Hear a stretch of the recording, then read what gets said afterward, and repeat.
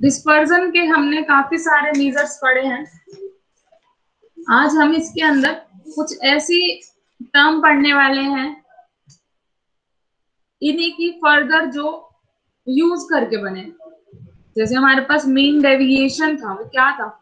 आप डेविएशन ले रहे थे किसी एक पर्टिकुलर एज्यूम्ड मीन से, कोई भी वो एवरेज का वैल्यू सकता है, मीन भी हो सकता है, पर्टिकुलर मीडियन भी हो सकता है, मोड भी हो सकता है, एनी एज्यूम्ड नंबर भी हो सकता था, ए भी। तो वहां पे हमने क्या किया, summation F I X I minus A की पावर 1 की थी, 1। अगर मैं इसी कंसेप्ट को थोड़ा सा आगे और बढ़ाऊं मतलब पावर 2 करके देखूं, 2 करते तो क्या बन जाता है? कुछ 2 वाला भी आपने पढ़ा था, स्केयरिंग करने वाला भी, एक्स आई माइनस ए का स्केयर। स्टैंडर्ड डेविएशन में हमने पर्टिकुलर मीन रखा, ठीक है, अदरवाइज हमने एस निकाला तो उसमें एनी अज्यूम्ड मीन था, या फिर रूट मीन स्केयर, वो भी पढ़ा था हमने। तो वहां स्केयर पे काम किया। अब कोई कहे कि 3 पावर कर दो, 4 पावर कर दो, 10 पावर कर दो, आर एच पावर कर दो, तो वहां से बनी है टर्म आर एच पावर करनी। क्या है आपके पास? 1/n summation F I X I minus A की पावर आर। मतलब आपने जो यहाँ पे चेंज किया है, ली तो डेविएशन ही है लेकिन आरएथ डेविएशन ले लिया। इसको हम बोलते हैं rth movement about any point. About any point के लिए डैश लगाया जाता है, अबाउट एनी पॉइंट है, ए पॉइंट के लिए, ठीक है। तो म्यू आर क्या है? यहाँ पे मूवमेंट को रिप्रेजेंट कर रहा है, चेंज को ही। मूवमेंट वाला वर्ड ही तभी आता है जब चेंज होता है, देयर इज चेंज, डेविएशन। यहाँ पे डेविएशन ही है, ये मूवमेंट ऑफ आरएथ ऑर्डर है, अबाउट एनी पॉइंट है आरएथ ऑर्डर। ऐसे अगर हम 1 पे बात करें तो फर्स्ट का हो जाएगा, 2 पे बात करें तो सेकेंड ऑर्डर मूवमेंट हो जाएगा। तो सेकेंड ऑर्डर मूवमेंट आपका कुछ वही है, रूट मीन स्केयर जो हमने लिया था। फर्स्ट वाला मीन डेविएशन से कर सकते हैं, लेकिन यहाँ मोड नहीं है, यहाँ मोड नहीं है जैसे वहां मोड होता था। यहाँ नेगेटिव है तो हम नेगेटिव ही लेंगे, पॉजिटिव है तो हम पॉजिटिव ही लेंगे, पावर आरएथ है तो आरएथ पावर ही लेनी है, ठीक है। तो यहाँ आरएथ मूवमेंट लिया अबाउट एनी पॉइंट। अगर मैं इस पॉइंट को फिक्स कर दूं यहाँ पे एक्स बार, तो ये क्या बन जाएगा? म्यू आर से रिप्रेजेंट होगा। म्यू आर क्या होता है? अबाउट एक्स बार होता है, F I X I minus X bar, ये हो जाएगा। तो मुझे बताओगे यहाँ से म्यू 1 की वैल्यू कितनी आएगी?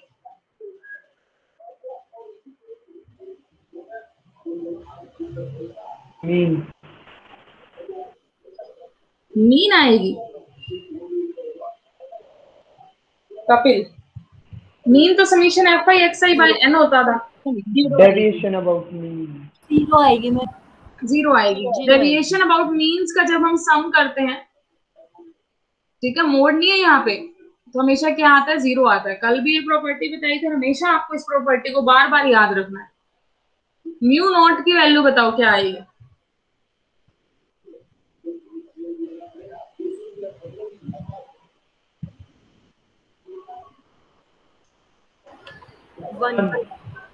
वन आए।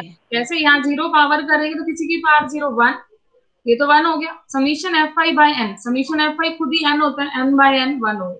तो म्यू नॉट की वैल्यू हमेशा 1 रहती है, म्यू 1 की वैल्यू 0 रहती है। आगे चलते हैं, म्यू 2 की वैल्यू बताओ। म्यू 2 क्या हो जाएगा? Standard, yes, variance. रूट नहीं है यहाँ पे, वेरिएंस हो जाएगा, ठीक है। तो मूवमेंट जो होता है आपका, सेंट्रल मूवमेंट की अगर हम बात करें, मूवमेंट अबाउट अगर हम मीन ले रहे हैं तो फर्स्ट मूवमेंट अबाउट मीन तो बनता है 0, सेकेंड मूवमेंट अबाउट मीन बनता है वेरिएंस। यहां से अभी तक हमने ये पढ़ा है। और भी आप यहाँ पे चीजें कर सकते हैं, उन दोनों के बीच में रिलेशन भी निकाल सकते हैं, अबाउट एनी पॉइंट और अबाउट मीन वाले के बीच में आप रिलेशन भी निकाल सकते हैं। यहाँ पे अगर रिलेशन की बात करूं, रिलेशन कैसे निकालोगे? म्यू आर तो आपको पता ही है, म्यू आर कितना था? 1/n summation F I X I minus X bar का स्क्वायर। अब मैं यहाँ पे क्या करना चाहती हूँ? अबाउट एनी पॉइंट में रिलेशन निकालना चाहती हूँ आपस में।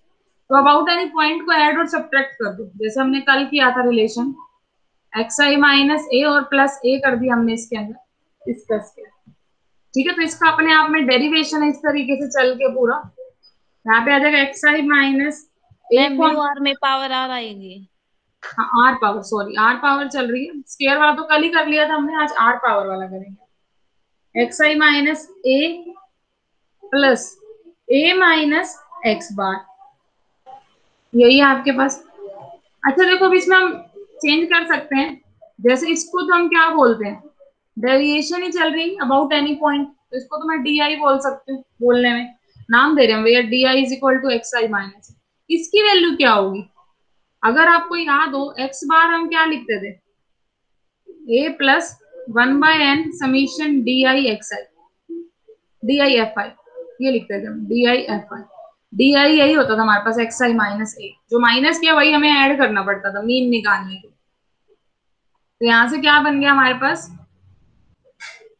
एक्स बार ए, और ये क्या है आपके पास, म्यू वन डैश, है ना, म्यू वन डैश, यही सिर्फ एक्स आई माइनस ए की पावर है ऊपर, तो mu one dash about any point है, ए के अबाउट है। तो यहां से रिलेशन आ गया हमारे पास, X bar is equal to A plus mu one dash, मतलब ए माइनस एक्स बार कितना आएगा आपके पास, माइनस म्यू वन डैश, ये हम लिख सकते हैं summation F I 1/n। Is it clear? इसकी पावर चल रही है आर। अब कभी भी आपको आर एक्स पावर को खोलना हो तो हम क्या यूज करते हैं, बाइनोमियल एक्सपेंशन से खोल सकते हैं। तो ये थोड़ा सा कॉम्प्लिकेटेड सा काम है, हमें इतना बड़ा याद नहीं रखना अपने काम को, हमें तो क्वेश्चन सॉल्व करने हैं जस्ट, हमें नहीं चाहिए कि हम इतना बड़ा बड़ा काम लेके चले। ठीक है ना, आप चाहो तो यहाँ पे बायनोमियल अप्लाई करके आगे खोल सकते हो, नो डाउट आपका आंसर आ जाएगा वहां से, और उसमें पर्टिकुलर वैल्यू पुट कर सकते हो। ये आंसर आएगा किसका, म्यू आर का, और उसमें आप म्यू टू निकालने के लिए, म्यू वन तो 0 ही आया था, म्यू टू निकालने के लिए यहाँ पे 2 पुट कर दोगे, ठीक है ना, जो सॉल्व होके आएगा। तो मैं आपको डायरेक्ट वैल्यू बता रही हूँ, जो निकालनी तो है ही डेरिवेशन से, डेरिवेशन से तो हम आगे कर ही सकते हैं फर्दर इसको, लेकिन हमें याद भी रहनी चाहिए ये वैल्यू। तो याद रखने का क्या तरीका है वो मैं आपको बता रही हूँ, सिर्फ ये 4 वैल्यू ही याद रहनी चाहिए आपको, जो मैं लिखने वाली हूँ, मीन से लेकर अबाउट एनी पॉइंट।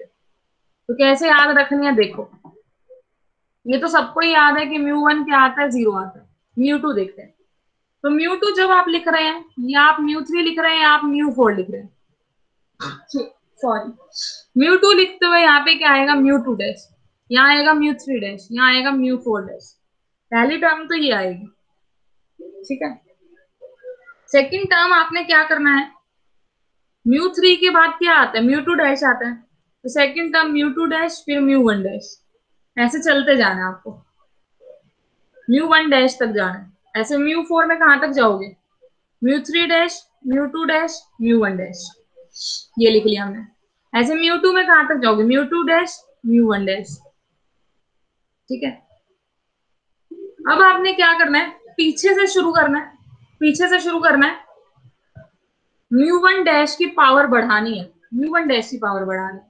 जैसे यहाँ पे 2 पावर है, तो सबसे पहले आपने लेनी है म्यू वन डैश, ठीक है, म्यू वन डैश ले लिया हमने, एक सिंगल पावर। यहाँ पे आ जाएगी अगली म्यू वन डैश की पावर 0, एक पावर कम।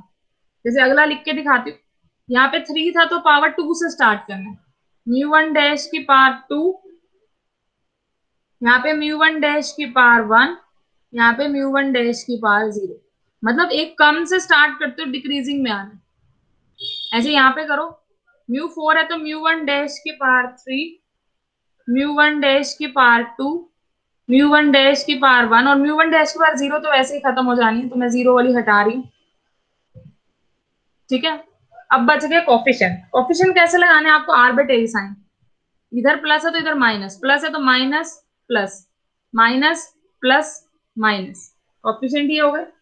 साथ में कॉफिशिएंट में यहाँ तो 1 1 ही आएगा, पहली में 2 वाले में तो 1 1 आएगा, 3 वाले में क्या आएगा, 1 3 2, मतलब 1 2 3, एक तरीके से 1 2 3 उल्टा।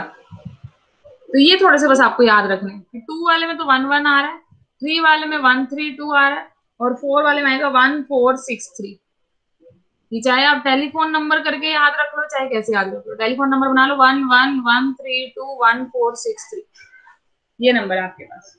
पहले 3 1 है, देन 321 463, चाहे आप जैसे याद रख सकते हो इसको वैसे याद करोगे। पहले तो 3 1 हो गए, फिर 3 2 1 हो गया, फिर 4 6 3 हो गया, ऐसे चल रहा है। ऊपर से शुरू किया हमने 1 1 1 3 2 1 4 6 3। तो अब रिलेशन क्या बन गया फाइनली लिख लो। पहला रिलेशन आया mu two dash is equal mu two is equal to mu two dash minus mu one dash का स्केयर आ गया ऑल ओवर। अगर दोनों को मल्टीप्लाई कर दो, यहाँ पे 1 की पावर यहाँ पे 1 थी, तो क्या बन गया स्केयर। सेकेंड लिखो mu three dash minus 3 mu two dash mu one dash, यहाँ आया म्यू वन डैश का क्यूब हो गया, एक पावर है और यहाँ दो पावर, 3 हो गई। तो म्यू थ्री क्या आया आपके पास, mu three dash minus 3 mu two dash mu one dash plus mu one dash का क्यूब। म्यू फोर भी देख लो, mu four dash minus 4 mu three dash mu one dash plus 6 mu two dash mu one dash का square minus 3 mu one dash की power हो गई। तो ये आप जो पहले भी पढ़ते हैं काफी कॉम्प्लिकेटेड आपको लगते होंगे, लेकिन अब क्या याद रहेंगे जिस तरीके से मैंने बताए? Yes ma'am.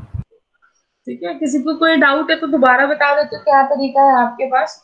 स्टार्टिंग में तो आपको पहला वेरिएबल वही लेना म्यू टू डैश, जैसे अगर म्यू टू ले लो, ऐसे म्यू थ्री है तो mu three dash, mu four है तो म्यू फोर डैश, उसको डिक्रीजिंग तक लेके चलो, mu two dash mu one dash, अगली लाइन में mu three dash mu two dash mu one dash, अगले म्यू फोर डैश था तो mu three dash mu two dash mu one dash, ये लेना पड़ा। फिर पीछे से शुरू करो इंक्रीजिंग पावर में म्यू वन डैश की। सबसे पहले आपने पावर लेनी है, अगर 2 है तो 1 लेनी है, 3 है तो 2 लेनी है, 4 है तो 3 लेनी है, एक कम लेनी है, उसको डिक्रीज करते हो लिखते हो आ जाओ वापस। और कोफिशिएंट क्या रहेंगे आपके पास, 1 1 1 3 2 1 4 6 3, तो 1 1 1 3 2 3 का पेयर, फिर 4 का पेयर, ऐसे आएगा। ठीक है, तो ये रिलेशन हमने क्या बता दिया आपको, ये रिलेशन बताया है जब आप mean say about any point का रिलेशन देख रहे हैं। अगर आपने अबाउट एनी पॉइंट वाले निकाल लिए हैं तो आप उससे डायरेक्ट मीन बता सकते हैं, वेरिएंस, ये वेरिएंस था, वेरिएंस बता सकते हैं, मीन तो खैर 0 ही आना है। इस तरीके से आप about any point say about mean पहुंच सकते हैं, ये हम कहना चाह रहे हैं आपको। ठीक है, तो ये रिलेशन इनके बीच में रहता है जो आप याद रख सकते हैं। उल्टा रिलेशन भी आप निकाल सकते हैं। उल्टा रिलेशन अगर हम बोले तो वो इतना सिग्निफिकेंस नहीं रखता है, उस पे क्वेश्चंस नहीं आया करते, तो आप एक सिर्फ यही वाला रिलेशन याद रखो।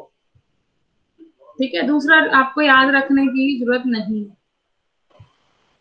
अब चलो ये देखते हैं, जैसे हमने कल देखा था कि मीन के अंदर जब हम मीन निकाल रहे थे तो अगर हम दो दो ऐड करते तो हर टर्म में दो ऐड होने की वजह से मीन में भी दो ऐड होकर आंसर आता है। लेकिन वेरिएंस में हमने देखा कि हर टर्म में अगर हम 2 2 ऐड कर रहे हैं तो वेरिएंस को कोई इफेक्ट नहीं पड़ा था, वहां पे ओरिजिन का कोई इफेक्ट नहीं था, मीन में ओरिजिन का इफेक्ट था। ऐसे स्केल का इफेक्ट अगर हमने देखा, मीन के अंदर अगर हम हर नंबर से मल्टीप्लाई कर रहे हैं तो मीन भी वही नंबर मल्टीप्लाई होके आ जाता है। लेकिन वेरिएंस में क्या था आपका, जिस नंबर से आपने हर टर्म को मल्टीप्लाई किया है वेरिएंस में वो स्केयर होके बाहर आता था, स्केयर के साथ बाहर निकलता था, यही हुआ था। तो आज देखते हैं कि मूवमेंट्स पे ओरिजिन और स्केल का क्या फर्क आता है, क्या मूवमेंट में भी स्केल और ओरिजिन का कुछ फर्क पड़ता है या नहीं पड़ता है, वो अब हम देखने वाले हैं। ठीक है किसी को कोई आइडिया क्या मूवमेंट में कोई चेंज आएगा? ठीक, अगर मैं आपको एक्सरसाइज ये दे दूं, बहुत सिंपल दे रही हूँ, 1 2 3 1 2 3 दे दी मैंने आपको। ठीक है, तो अब आपको rth मूवमेंट निकालना है अबाउट पॉइंट मीन के अबाउट निकाल के देखो। चलो rth मूवमेंट इसी का एक बार निकाल के देखो, कैसे निकालेंगे हम बताओगे एक बार? क्या फॉर्मूला था? Summation F I X I minus X bar की power R is equal to N, ये हमने म्यू आर लिखा था। तो एक्स आई में से एक्स बार का डिफरेंस, एक्स बार कितना आ रहा है? 2 आ रहा है, तो इनका डिफरेंस करोगे कितना आ जाएगा, 1 में से 2 गया, माइनस 1 की पावर आर आ गया। पहले तो एफ आई तो खैर 1 ही है सबकी, एफ आई लिखने की नीड नहीं है। बाय में हमें 3 करना है, सम करेंगे हम, दूसरा डिफरेंस देखें तो 0 है, 0 लिखने की नीड नहीं।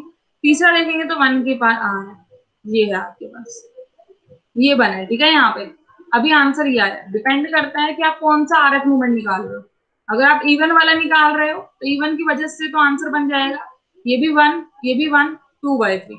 अगर आप ओड वाला निकाल रहे हो तो आंसर आ जाएगा 0, क्योंकि नेगेटिव खुलेगा। ठीक है, तो ये मूवमेंट्स निकल के आए हैं इसके। अब मैं कहूं मैंने हर क्वांटिटी में मैंने 2-2 ऐड कर दिया। अब बताओ आंसर क्या बनेगा। अब मेरी ऑब्जर्वेशंस ये हैं 3, 4 और 5। इस केस में क्या फर्क आएगा, नीचे तो बाय में 1/3 आना है। मीन अब कितना आ रहा है, मीन कितना आ रहा है, सेम आएगा मैम, मीन 2 बताओ बढ़ पहले इस जाएगा, वाली 4 हो जाएगा, 4 हो जाएगा। 4 आएगा। अब 4 से डिफरेंस लेना, तो 4 से डिफरेंस अब की बार भी तो सेम ही रहेगा। ठीक है ना, ये बात वही होगी कि यहाँ पे हम डिफरेंस ही देख रहे हैं। तो डेविएशन जब हम लेते हैं, चाहे टर्म बढ़ा दें हम, मीन भी उतना ही बढ़ेगा, डेविएशन भी उतना बढ़ के वो सेम ही आंसर दे जाएगा। तो हमने यहाँ पे ये देखा कि जब हम कुछ ऐड कर रहे हैं तो कोई फर्क नहीं पड़ रहा है, मतलब ओरिजिन का कोई फर्क नहीं है, ये पता चला अभी तक। अब मैंने क्या किया, हर ऑब्जर्वेशन को 2 से मल्टीप्लाई कर दिया। अब मैंने लिया 2, 4 और 6, हर ऑब्जर्वेशन को मैंने 2 से मल्टीप्लाई किया। अब आंसर बताओ क्या आएगा। अब आपके ऑब्जर्वेशन है 2, 4 और 6। पहले तो मीन बताओ। मल्टीप्लाई में आ जाएगा, 4 4 हो जाएगा। 4 आ गया ना मीन। तो अब मीन डेविएशन की तरह ही हमें यहाँ पे चलना है, xi माइनस एक्स बार की पावर r 1/m। ये था आपके पास, करो डिफरेंस, -2 की पावर r, 4 से 4 0 हो गया, और 6 - 4 2 की पावर r 1/3। तो क्या फर्क आया यहाँ पे, कितना बाहर आ गया आपका। एक तरीके से अगर मैं 2 की पावर r कॉमन ले लू यहाँ से, तो आंसर कुछ वही बन गया जो पहले वाला मूवमेंट था, वो उसमें 2 की पावर r से मल्टीप्लाई और हो गया जो नए वाला मूवमेंट आया। मतलब अगर हमने हर एलिमेंट को 2 2 2 से मल्टीप्लाई किया था तो ओरिजिन में कितना चेंज हुआ, 2 की पावर r आ गया, स्केल में, सॉरी स्केल में कितना चेंज हुआ, जो गिवन मूवमेंट था उनका उसको जस्ट 2 की पावर r से मल्टीप्लाई कर दो, नए वाले का मूवमेंट आ जाएगा। तो मीन से अलग है, मीन में क्या हुआ था, हर एक से हमने मल्टीप्लाई किया, वही टर्म जस्ट मीन को मल्टीप्लाई कर दी। यहाँ कितना मल्टीप्लाई होगा, जो h है जिससे आपने मल्टीप्लाई किया हर क्वांटिटी को, फाइनल आंसर में h की पावर r का चेंज आएगा, h की पावर r से मल्टीप्लाई हो गया है। ठीक है, तो इस वाले का जब आप effect of change of origin and scale देखते हैं मूवमेंट्स पे, तो ओरिजिन का तो कोई चेंज नहीं है, लेकिन स्केल का चेंज जरूर है। और कितना है स्केल का चेंज, जिस नंबर से मल्टीप्लाई किया है फाइनल आंसर में h की पावर r से मल्टीप्लाई होके आएगा पहले वाले मूवमेंट में। क्लियर है सबको? Yes ma'am. Yes ma'am. ठीक है, तो सभी के मैंने ओरिजिनल स्केल आपको मैं साथ साथ बता रही हूँ, उसको ध्यान से, जो आप अलग नोटबुक बना रहे हैं एक पेज इसका भी रखना, change of origin and scale का एक पेज, इसका एक पेज प्रॉपर्टीज का, जो भी प्रॉपर्टीज इंपॉर्टेंट आ रही है उसको साथ साथ नोट करते जाओ। इंपॉर्टेंट प्रॉपर्टीज करके एक टॉपिक रहना चाहिए आपकी नोटबुक में, और एक टॉपिक रहना चाहिए इंपॉर्टेंट फॉर्मूलेज का। ये 3 टॉपिक तो आपके उसमें होने ही चाहिए पक्का, हर एक की नोटबुक में। जस्ट क्वेश्चन करने पे फोकस मत करना, जस्ट सिलेबस करना इस पे फोकस मत करना, या सारा सारा लिखने की तरफ फोकस मत करना। शॉर्ट नोट्स जरूर रखना, जब एंड टाइम आएगा तो आपको वही साथ देंगे, वही आप लास्ट टाइम पढ़ पाओगे अच्छे से, और उसी के बेस पे आप पेपर अच्छा कर पाओगे। ठीक है, तो वो जरूर बना के रखना साथ। चलो, अब एक छोटी सी सिचुएशन अगर हम देखें, जब भी हमारे पास ग्रुप डिस्ट्रीब्यूशन होता है, ग्रुप वाला डिस्ट्रीब्यूशन होता है, जब हमें क्या दे रखी होती है, इंटरवल्स दे रखी होती है। तो इंटरवल के केस में हम क्या करते हैं, मिड पॉइंट लेके, क्लास मार्क लेके अपना आंसर सेम तरीके से करने लग जाते हैं। तो इसमें क्या होता है, जरूरी नहीं हमारा डिस्ट्रीब्यूशन हमेशा सिमेट्रिकल हो सकता है क्लास इंटरवल कुछ डिफरेंट हो, हम मिड वैल्यूज लेके कर तो रहे हैं लेकिन वो एग्जैक्ट आंसर नहीं देते, कहीं ना कहीं हमारे पास एरर आ रहा होता है, कुछ ना कुछ एरर आ रहा होता है हमारे पास। तो उस एरर्स को हम क्या कर सकते हैं, जब हमारे पास फ्रीक्वेंसी डिस्ट्रीब्यूशन कुछ इस तरीके का है, तो उस एरर को ऑब्जर्व किया किसने, शेफर्ड ने। शेफर्ड एक हमारे पास मैथमेटिशियन था, उसने ऑब्जर्व किया इस एरर को और उसने उन एरर को बताया कि इतना एरर रहता है कि जो आप μ2 निकालते हो, करेक्टेड μ2 आपका एक्चुअल में ये रहता है μ2 minus h square by 12। h क्या है आपके पास यहाँ पे, h is the width of class interval.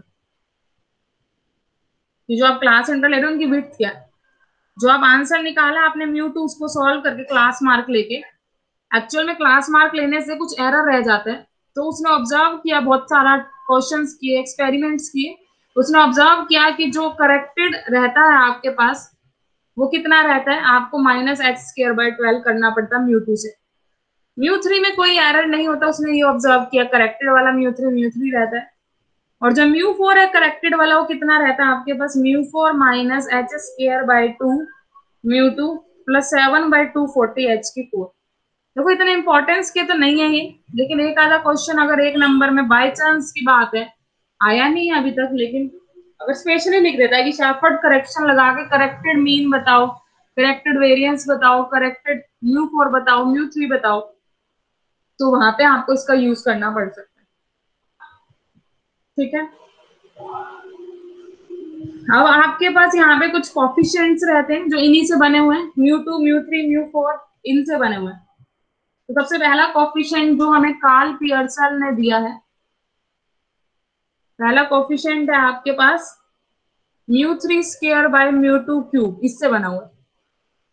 μ3 का तो स्क्वायर कर दो, μ2 का क्यूब करके डिवाइड कर दो, तो इसको हम बोलते हैं बीटा वन। और गामा वन क्या है, जो बीटा वन आपने निकाला है उसका अंडर रूट ले दो, under root beta one.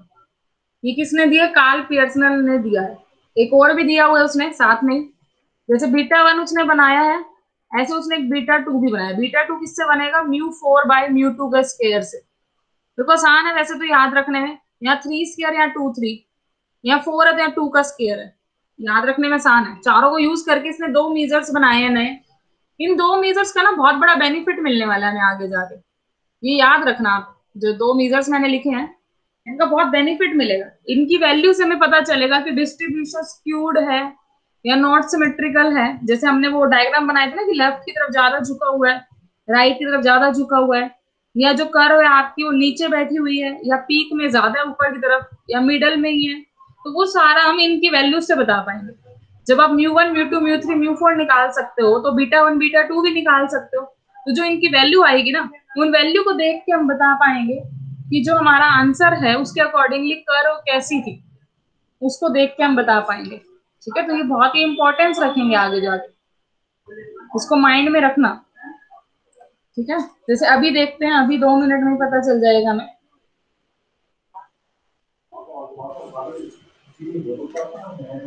Start करते हैं। तो बहुत सिंपली करा रही मैंने अभी तक आपको, सिर्फ म्यू आर के बारे में बताया, म्यू आर डैश के बारे में, फिर उनके बीच में रिलेशन किया हमने, फिर हमने उसके बाद change of origin and scale देखा। ओरिजिन एंड स्केल के बाद फिर हमने क्या किया, इसके अंदर कुछ मेजर्स और निकाले कार्ल पियर्सन ने जो दिए थे, बीटा वन बीटा टू। ठीक है, और उसी से फिर आगे हमने गामा वन गामा टू बनाया, इसको हमने देखा। अब इनका यूज का होने वाला उस पर चलते हैं। तो पहली टर्म आपकी इसके अंदर रहती है दैट इज स्क्यूनेस।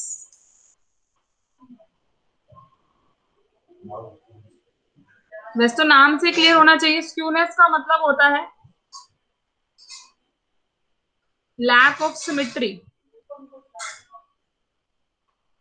मतलब कितनी सिमेट्री में हमारे पास असिमेट्रिकल टाइप डिस्ट्रीब्यूशन है वो हमें देखना है। कितना ज्यादा वो झुका हुआ है, कितना ज्यादा वो टिल्ट हो रहा है, कितना लैक है उसके अंदर किसी भी क्वांटिटी का, ये हम देखना चाह रहे हैं। कि जब हमारी फ्रीक्वेंसी कर्व जो हम देखते हैं, या तो वो ज्यादा लॉन्गर टेल रख रही हो लेफ्ट साइड में, या वो रख रही हो राइट साइड में, हम वो देखना चाह रहे हैं। जैसे इसमें आपने कहा था लेफ्ट स्क्यूड है ये, तो ये आप ऑलरेडी पढ़ चुके हैं, बस मैं नाम अब लिख रही हूँ। ये मैंने स्टार्टिंग के डे में भी बताया था आपको, लेकिन नाम अब लिखा है। तो जब भी आपके पास डिस्ट्रीब्यूशन ऐसा हो कि उसकी लॉन्गर टेल राइट साइड पे जा रही है, ठीक है, लेफ्ट की वजह राइट में ज्यादा वो खिंचता जा रहा है, तो उसको हम बोलते हैं राइट स्क्यूड। और इसको हम ये भी बोल देते हैं पॉजिटिव स्क्यूनेस, पॉजिटिव स्क्यूनेस। और इसी तरीके से इसको हम बोलते हैं नेगेटिव स्क्यूनेस। Negative skewness. तो अगर आपको स्क्यूनेस मेजर करनी हो तो कैसे मेजर कर सकते हैं आप किसी भी डिस्ट्रीब्यूशन के लिए कि कितना ज्यादा वो स्क्यूड है? उसको वेरियस मेजर्स है हमारे पास। तो सबसे पहला मेजर जो आपको इसके अंदर कार्ल पियर्सन ने ही दिया था, सेम मैथमेटिशियन ही चल रहा है अभी तक, उसने कुछ ये मेजर दिया था, mean minus mode by sigma. कि ऊपर तो वेरिएशन ले लो मीन और मोड की, नीचे बाय में रख दो सिग्मा, ठीक है। या फिर आप मीडियन की टर्म में भी निकाल सकते हो, यहाँ पे मीडियन का वैल्यू पुट कर दो, मोड इज इक्वल टू क्या होता है 3 मीडियन माइनस 2 मीन। तो उस रिलेशन से हम ये वाली वैल्यू भी रख सकते हैं, मोड वाली भी। तो उससे क्या बन जाएगा, ये रख के देखना, 3 mean minus median by sigma, ये बन जाएगा, ठीक है। अब इसके बेस पे हम पॉजिटिवली स्क्यूड कह रहे हैं। पॉजिटिवली स्क्यूड का मीनिंग क्या है आपके पास, ये ग्रेटर देन 0 है, ठीक है।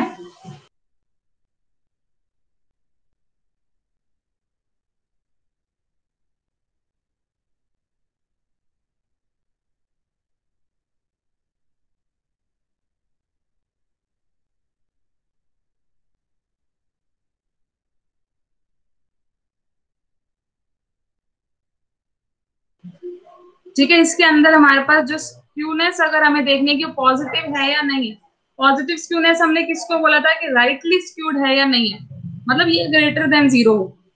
ये ग्रेटर देन 0 मतलब आप सिर्फ न्यूमिनेटर को चेक करो, ये तो वैसे ही पॉजिटिव आता है, ये तो वैसे स्क्वायर रूट लेते हो पॉजिटिव स्क्वायर रूट, तो सिर्फ इसको चेक करो कि m minus am not greater than 0 है या m greater than m not है, ये हमें देखना है।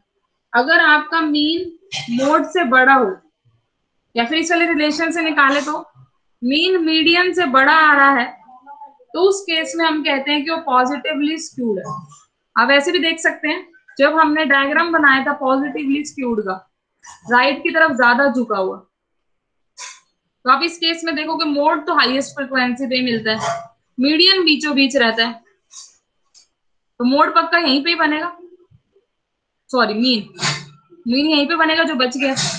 तो यहाँ पे हम साफ साफ देख पा रहे हैं कि मीन आपका बड़ा आ रहा है मोड से भी और मीडियन से भी, तो हम डायग्राम से भी देख पा रहे हैं कि मीन आपका बड़ा आएगा मोड से। तो ये उसने कुछ ऐसे ही नहीं बना दिया कोएफिशिएंट ऑफ स्क्यूनेस, उसने ग्राफ से ही देख के बनाया, ग्राफ से उसको पता चल रहा है। ऐसे अगर आप राइटली स्क्यूड देखोगे और लेफ्टली वाला निकाल के बताओ चलो मुझे, इस केस में मोड देखे तो पीकनेस पे हो गया, मीन जो sum of all observation by N सबको इक्वली देने की वजह से वो इस साइड आएगा, तो मीडियन को बीच में लो और ये बना दो मीन। तो यहाँ पे क्या हुआ है, ये छोटा है, ये उससे बड़ा, ये उससे बड़ा, वैल्यू मतलब कैसे वैल्यू, ये नेगेटिव साइड होती है, ये पॉजिटिव साइड होती है, बीच में कहीं 0 होता है।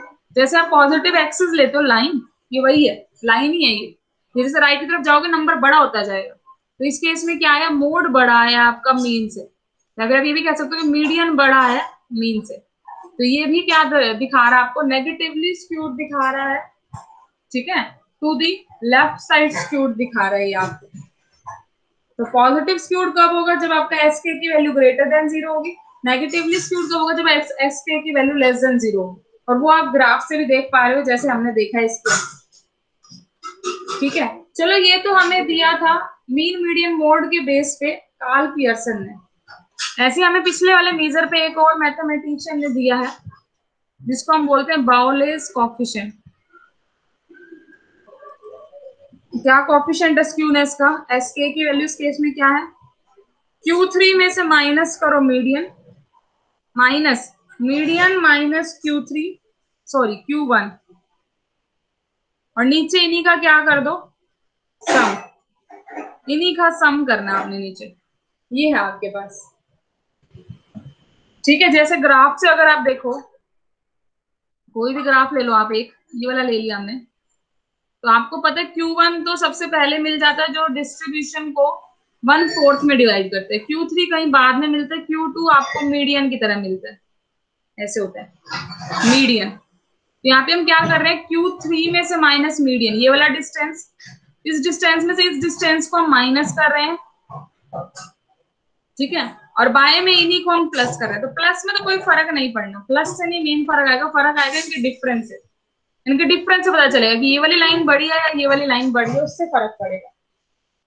तो इस केस के अंदर भी हमें स्क्यूनेस का देखने के लिए यही नेगेटिव पॉजिटिव पे जाना पड़ेगा कि अगर मैं एसके की वैल्यू ग्रेटर देन 0 ले लो तो पॉजिटिवली स्क्यूड है।